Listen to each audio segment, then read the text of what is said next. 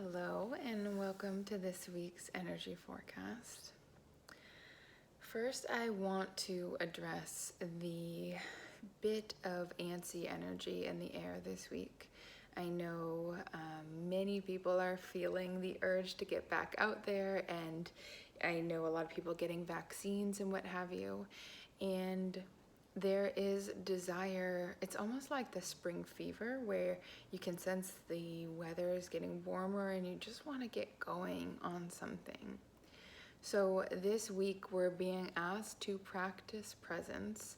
And when that word came to me right before I started to record, I was like, isn't this like always what we're practicing? Isn't this like repetitive? Isn't this? And it's interesting to even note my annoyance with presence because it's something that continuously shows up in my life, especially in regards to my relationship to my emotions. So something happened in a session earlier today that I wanted to share, that I really loved, that I felt was just a perfect example for the patience we can practice and the presence that we can practice with ourselves while we're still under a sort of lockdown. I know it's not like it was, but it's, we're still quarantining and things aren't normal. So working with this client of mine, we were talking about some deep-seated fears. We all have beliefs that were took root in our childhood that we develop over time. We keep watering in some form or another, and a lot of those patterns we develop in early years, we have to work with and through for the rest of our life. It's something that influences some major area. It could be love, it could be work, it could be your relationship to your own body. It could be many different things, but there's always a little something. I know for me, it's my relationship to myself, and more specifically about my relationship to my emotions. I am very much, or have very much so been, a caregiver in my life, always wanting to put other people's needs before my own.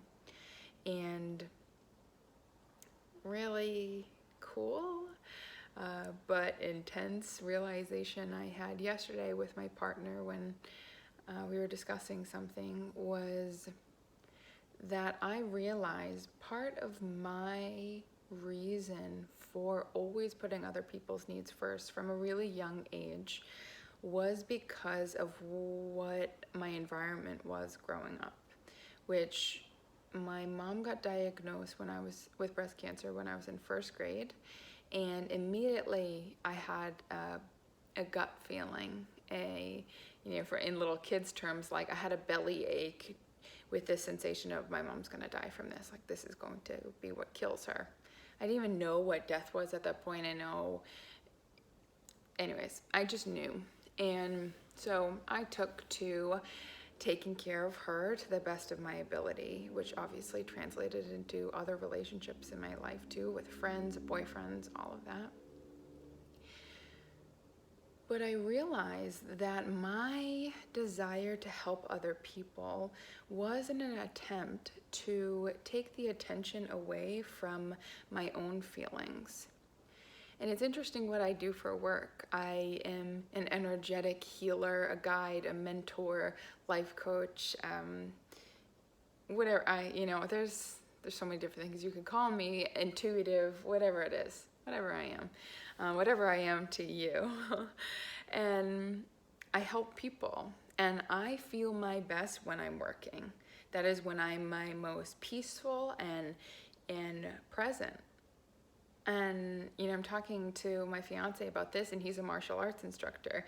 Same kind of thing. He loves what he does. He is so engaged in his work, helping so many different people with whatever they're facing and being able to assist them along their path. And we both have to practice presence. We we have to be really good listeners and really tuned into what this person needs.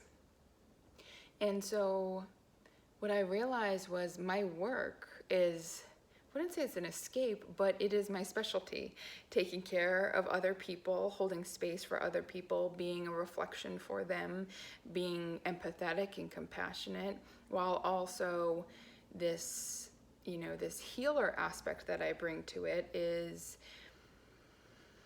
the ability to see someone's path and see this kind of unfolding, I guess is the best way I could describe it, of their next steps to get them to where they want to be. As small as the step may be, it's what becomes clear to me. I think that rhymed. So anyways, yesterday I was thinking, I was talking to my fiance and telling him how every morning I wake up with this sense of dread, this pit in my stomach. And I remember waking up like this since I was a little kid, since my mom got diagnosed, and she would wake me up every morning. And I remember just waking up being like, shit, another day. I have to do this again. I have to, who knows what's going to happen today. And my fiance experiences this, what I guess you could call anxiety in a similar way, but he feels it at nighttime and I feel it first thing in the morning. So it's like he's going to bed going, feeling this bit of anxiety or whatever you want to call it. And I wake up going, oh my gosh. And both of us have experienced our primary caregiver, our mothers, going through some real physical difficulties, and his lovely mama is still with us, thank goodness. If you're listening, I love you. And so we both very much so have this realization about the significance of life and how short it is, and that we both want to be doing things that we love and inspire us yet, and we do that, and both of us still deal with emotions, right? I think that's human nature, to deal with emotions. And so last night we were talking and I was telling him, every morning I wake up and I feel this dread, and it's like, I love my life. Why do I feel this dread? And, I wake up and I'm pushing against it. I'm already in a fight with myself, this inner conflict going on about, come on, Laura, you should be grateful. You're alive. You woke up another day. Why are you feeling this dread? You have clients, you have energy forecasts, you have these things that you've created in your life that you love so much. So what's the deal? And I've never fully expressed this to my fiance. I just, tell him like I'm just not a morning person. I kind of wake up in a funk pretty much every morning, and it's just what it is. So, last night expressing to him when he was telling me a little bit about his anxieties and I was telling him a little bit about mine, what we both came to, now it being today, the next day, and he had his nighttime feeling and I had my morning time feeling about life in general and people we love and what have you. And we kind of looked at each other like, we both understand that life entails a lot of suffering, and when you tell somebody, you don't have to spread your news to everybody.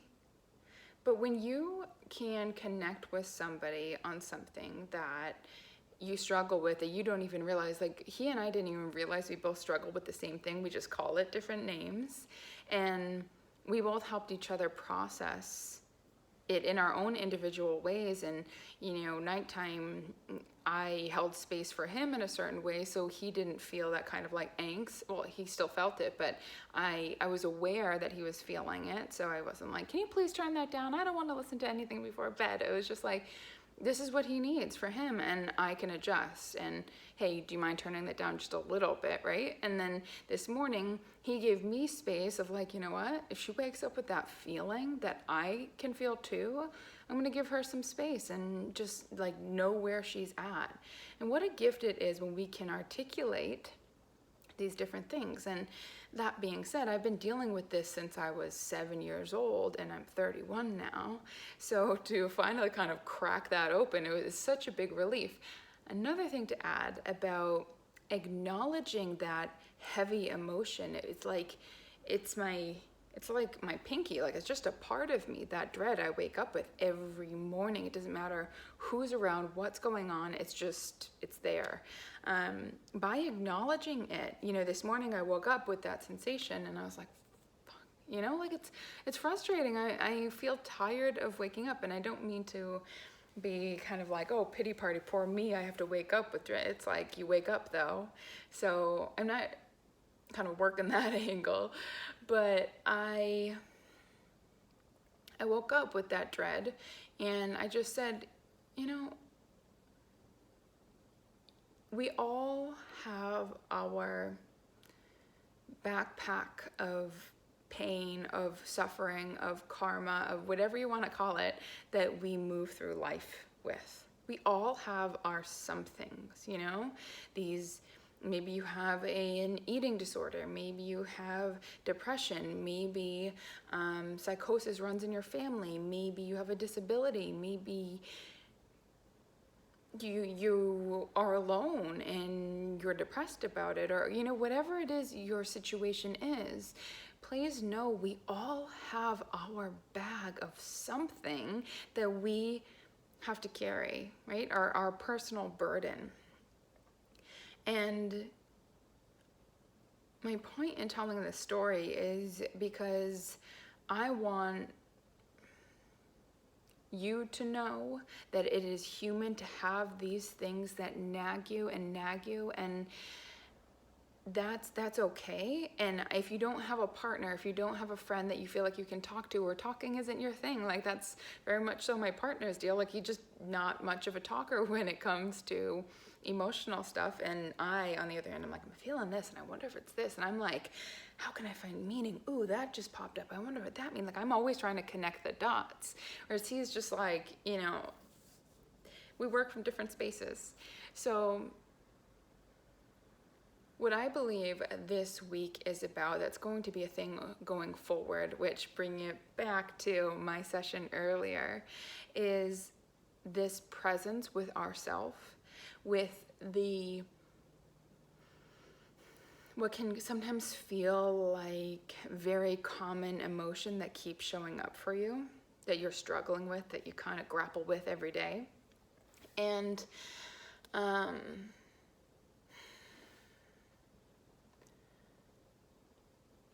instead of fighting it like I have for however long, waking up every morning like that, like I said, if you don't have a partner or someone you feel like you can talk to, writing it out completely, writing down that sensation and how it shows up, and like just write your story about this particular emotion, and practice this week, and maybe just going forward, telling yourself that it's normal to have a something as a human, a something or a couple somethings or a couple more somethings.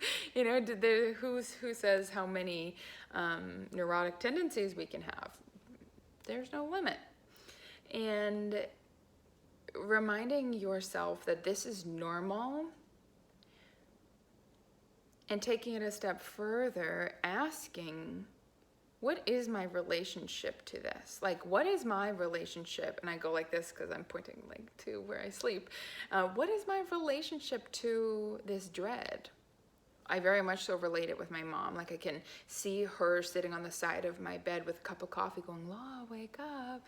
Because I was just so mad. I hated waking up feeling like shit, that anxiety. And of course, as a kid, I didn't know what that was. It was just like this gripping sensation every morning of like suffocating and overwhelm and what have you. So being curious about what your relationship is to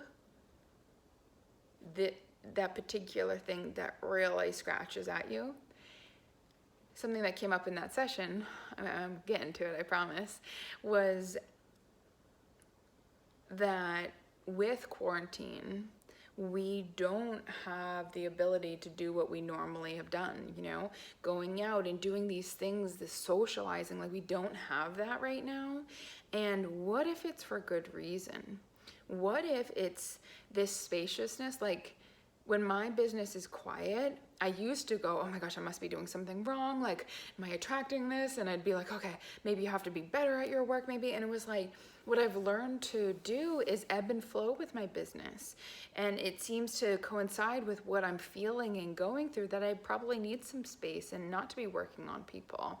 So this ebb, right? This kind of coming inward, being really quiet, not much to do, taking this opportunity to address the relationships you have with each emotion. And like I said to my client, I would even suggest looking up the emotional scale from depression, which is, I would say, one of the lowest, and then to bliss, right? The whole spectrum, and noting your relationship with each of them.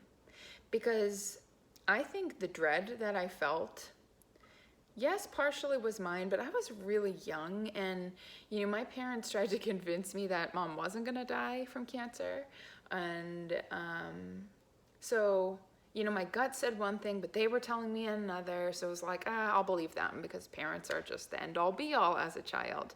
They know all, they are God, right? In a child's eyes, it's like, you are everything. So, so whenever my hair goes like this, it reminds me of like Britney Spears with like a microphone, and it just makes me laugh. So I may laugh a couple times because it's like the perfect microphone height. Okay, so that feeling, like, yes, it was mine, but being as intuitive as I am, I think a part of what I was picking up on was my mom's dread. Obviously, well, not obviously, she passed away when I was 15, so I never really got a chance to talk to her about this and what she felt like. And because really up until the day she told me she was gonna stop taking her medication and she was done with treatment and she was in hospice care, she was fighting still. So I never got the indication that she was thinking about death, but having cancer and 5 kids, and me being the youngest at 15 when she eventually did pass, I can imagine the dread.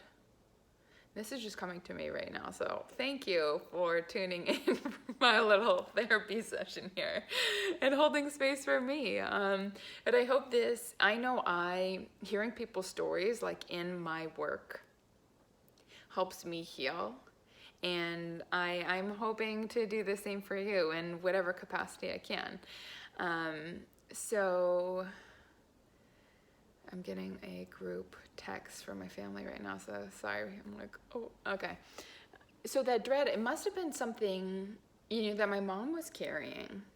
So like I was saying at the beginning, our attachment to our parents is so important as children, and of course throughout your life, but we learn a lot about emotions through our parents. So looking at the emotional scale, maybe there's a couple, like anger, that seem to show up for you a lot, sadness, frustration, annoyance, aggravation. Yeah, I don't know who those are for, but particularly like those ones that are like, note your relationship to it, and also see if you can connect the dots from that emotion to your parent. Like, how did my mom express anger? Like, my mom was pretty aggressive, like verbally, and just like kind of cutthroat in my perspective. And my dad was like, cool, I'm cool, and then he wasn't. And I was like, yikes, that's scary. So, I think I'm going to spend some time with my relationship to anger, because I know I definitely suppress it and I feel wrong for being angry. And my partner is really well acquainted with anger. He's taught me a lot about how healthy it is to simply allow yourself to feel whatever you feel, because we can't control and manipulate that aspect of us. Like, we can and we can't, we can practice soothing ourselves. We can practice catching the emotional input of like anger coming on sooner, sure. But like when you're pissed, there's not much you can do there, like I can frantically clean. I can punch a bag, I can, exercise it out, I can stomp my feet, I can scream my head off, but I don't know, that sometimes kind of provokes it for me. So it was like a couple weeks ago, I was mad, and not at him, I was just feeling angry, and he was like, it's okay to be mad, right? Like, it's okay that you're pissed. And I was like, you're so fucking right. It's okay that I'm mad. And I was like, okay, well, you know what? I'm going to scrub my nails off, and I'm going to take a shower, and I did all these things that were like really productive just because I, in that moment, was able to shift my relationship with anger and say, it's okay, I feel this way. So this is coming up this week. So I suggest doing it this week if you feel like getting clearer on your emotions and getting a better grasp of them, not in a desire to control your emotions, but in order to get to know yourself. Why the fuck are we still in COVID quarantine? I mean, some choices have been made and whatever, like, I'm not really asking that question, but it's like, on a deeper level, what is this giving us an opportunity to do? To keep turning inward, to keep reviewing, going over these emotional attachments and aversions we have, and really checking about, where does this come from? What is my relationship to it? Where did I learn this relationship? And this isn't to blame your parents. Our parents, I believe, come as teachers to us. Ooh, I like that. I don't like that. I'm gonna discard that. Ooh, I like that. Ooh, and discard that. And it's just like this selection process. And then we take what works for us, and then we carry onward and pass on what works for us. And I think Mother Nature is the baddest bitch around. I think she's so cool. She's just straight up just perfection. So, you may think your anger is a negative quality, but it's natural. And, maybe you pick that up from your dad, and you really hate that aspect of you because it reminds you of your dad. Well, Mother Nature knows what's up. So there's something there for you. So do not feel afraid to kind of rub elbows with, I don't think I've ever used that term, with emotions and see what they have to tell you. Get curious instead of judgmental. Okay.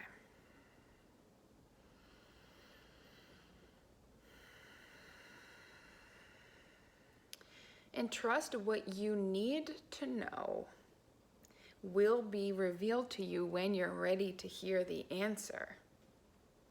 Imagine that we don't have to go digging for some truth. And that, I bop, all over the place. Something my mom said to me, she had some gems she placed in my mind, and she said, no matter what, the truth is always revealed. It may take a really long time, but the truth will always be revealed. You don't have to hunt for that. It will come to you. And that's still, like, to this day, when I've had partners who I felt like were being sketchy, it was like, the truth is always revealed. That'll come to me, and then I'll be on the computer and be like, oh, email to another ex. Okay, good to know. All right, so we're done. And it's like, we don't have to. Trust to the best of your ability. And I do believe we can trust more deeply and securely when we are in a better relationship with ourselves. And a big part of ourselves is our physical body, is our mental space, is our heart, and what you could call soul or emotional center or spirit or not personality, but that deeper part of you that makes you you. What was I saying? Yeah, being in better relationship to those aspects helps you trust more deeply, and not necessarily trusting someone outside of you, but trusting yourself to use discernment, to intuitively know when to move forward, or when it's not quite right. So ultimately, getting to know your emotions better is getting to know you better, which is making you feel more confident. And when you feel more confident, you're a better decision maker. You're more clear. You're more honest with yourself at the very least, and with others at, that higher level. So do trust. That's what's going to come from this practice in noticing the relationships you have to different emotions and where they stem from, if you can even get that far. But even just asking those questions of like, what was mom's anger? What was dad's anger? What was her sadness? How did he express fear? How did that show up? And of course, we can't.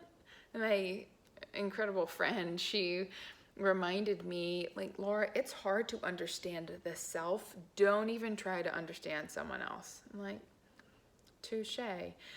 Which I think with my work, reading people's energy, it just becomes a part of my natural way of being. So I kind of have to like pause on the work stuff and just be a human and not so involved in spirit all the time. But to trust that everything you need along your trail will be revealed to you. But you have to have your eyes open. But if you're constantly pushing against the emotions that are coming out from inside of you, but are reflected in your outer world, maybe with arguments with other people, or just insecurity, comparison, whatever it is for you, you're going to miss the signs. You're not going to get that, like, oh, there it is, that's the truth. Oh, that nudge to go here or there. And if you are currently not meditating, I highly suggest, if you're listening to this, it is time to get to meditating. Why? Because it makes you more sensitive. It makes you more aware of the thoughts you're thinking. It makes you more aware of your emotions. And at first, I remember meditating being like, this feels worse. Why do I feel worse? Because at first, when you're starting to become aware of yourself and your different sensitivities and your thought patterns, it can feel a bit overwhelming. But eventually, it's a self-respect, I suppose. That's what's coming to me. Like, meditation is an act of self-respect, because you're saying, I deserve to feel connected. I deserve to sit with myself and tune into these thought patterns, become more aware of what current I'm on today. So, we could just leave it at that. Or we could take it as far as, so I can make more empowered choices, so I can be truer to myself, so I can have better boundaries. But to show up for yourself in meditation is a form of respect. Saying, I care so much about your well-being. I'm going to sit here, even though the mind is like, no, you have other stuff to do that's more important. I'm going to sit here and focus on my breath, focus on this meditation, and just allow myself to check in with me. So if you needed a nudge or a sign, this is your sign to start meditating.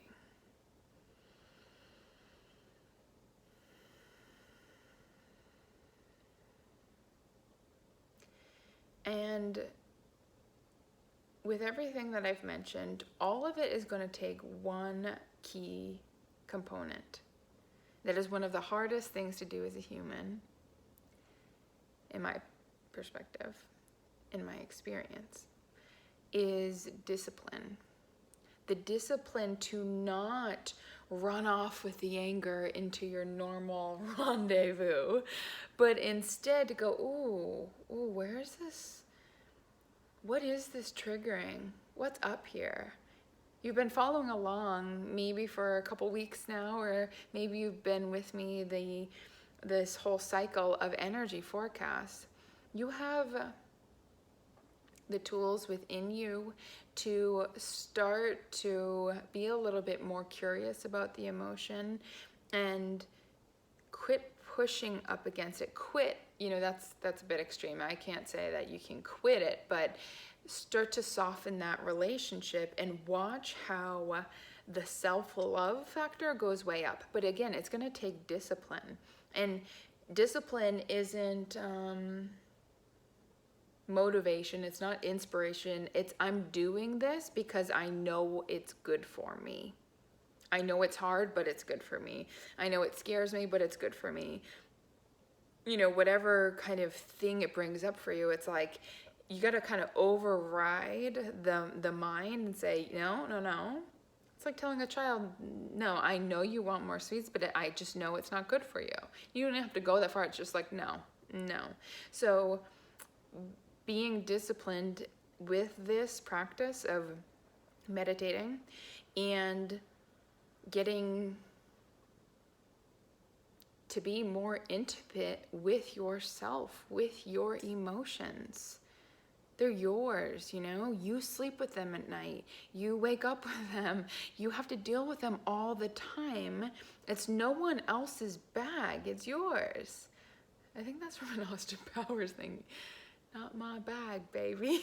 Oh my God. My dad. Okay, anyways.